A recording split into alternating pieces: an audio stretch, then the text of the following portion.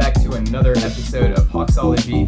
We are fresh off a preseason victory against the Milwaukee Bucks, 123-113, all the way in Abu Dhabi.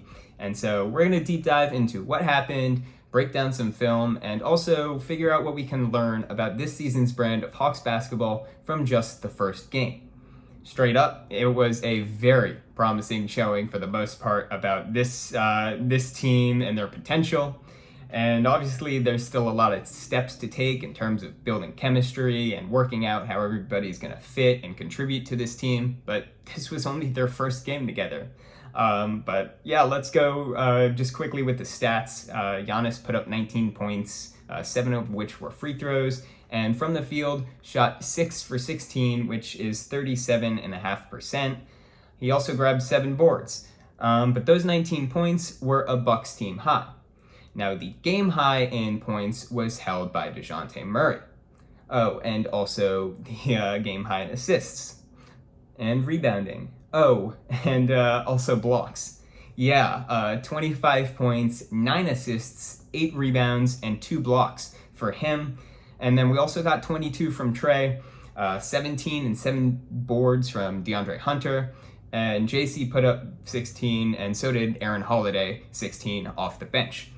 But let's dive into the good stuff now. And the first thing I'll say is if the Milwaukee Bucks are going to keep running drop coverage against our pick and rolls, they'll go winless on Abu Dhabi.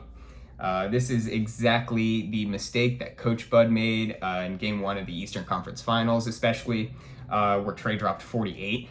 But here that looked to be the initial game plan. A big part about how the Hawks predicate their offense is by diagnosing a team's coverage of Trae Young's pick and roll actions, and then the Hawks exploit that coverage until the defense adjusts.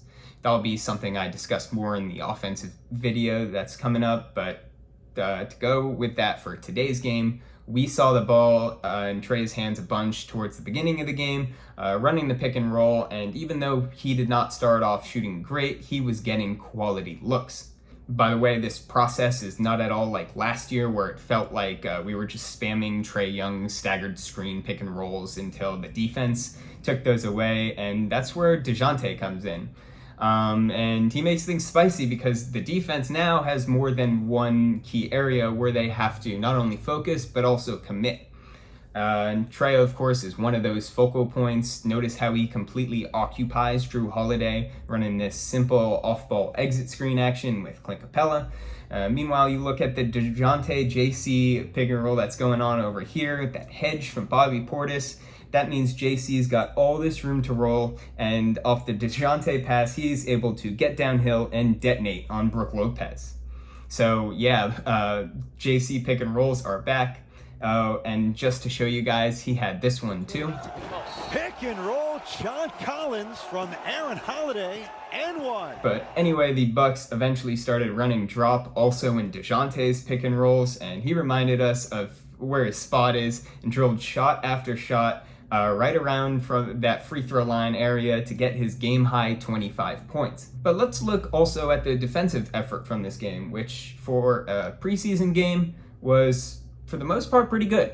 Well, actually, the Holiday Bros in particular, on both ends, they were locked in and pretty solid. It was great to see how Twitter Hawks fans were low-key blown away by the spark that Justin and Aaron provided off the bench. They were just incredibly active on the defensive end, forcing turnovers and communicating.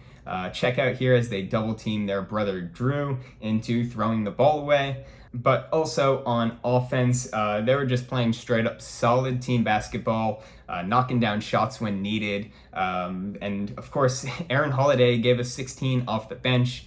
But who in the world would have known to expect a performance like that by the Holiday Bros? Also, Clint Capela looked great tonight. The stat sheets aren't going to show it, but he was setting some solid screens and did a pretty good job on Giannis, just forcing him into jumpers and also being physical and putting his body on the line, and that's what you got to do against Giannis. There's been a lot of hate for Clint recently as people are wanting Onyeka Okongwu to start at center, But this game had some examples of why I don't think Onyeka is ready for that just yet, it pertains to why Clint Capela is still so valuable to this Hawks team. Like this first example here comes with a staple of the Bucks offense, these big screen actions with Giannis as the ball handler. And straight up, Onyeka's just got to be a bit more proactive and then aggressive in getting around that initial screen so that he and John Collins don't switch in this scenario. You know that Giannis wants to attack the basket, and so proactivity and going under the screen rather than switching would allow him to keep Giannis forced to the baseline, or even better, make him settle for a jump shot. Even if you have to recover after he starts a drive, you could still get better position between him and the basket, and you could even slide in at the last second to take a charge.